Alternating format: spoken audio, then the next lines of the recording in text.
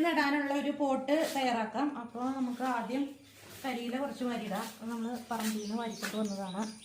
നല്ല പൊടിഞ്ഞ കരിയില നമുക്ക് കുറേ വരയ്ക്കാം. വെച്ചേക്കുന്നതാണിത്. മണ്ണും ചകിരിച്ചോറും ചാണകപ്പൊടിയും കൂടെ കൂടിയിട്ട് നമ്മൾ തയ്യാറാക്കി വെച്ചേക്കുന്നത്. അപ്പോൾ നമ്മൾ ലെയറായിട്ട് രണ്ടും കൂടെ മാറ്റി പല ലെയറായിട്ട് ഇട്ട് നമുക്കിത് നിറയ്ക്കാം. കുറച്ച് കരിയില അതിൻ്റെ മേളിൽ കരിയില വീണ്ടും ഇട്ട് കൊടുക്കണം.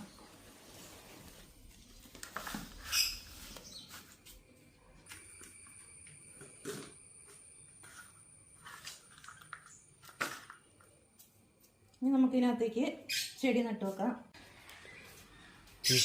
ഇനി നമുക്ക് നമ്മുടെ ചെടി നമുക്ക് നടാം. ഇതിലേക്ക് നല്ല ഹെൽത്തി ആയിട്ട്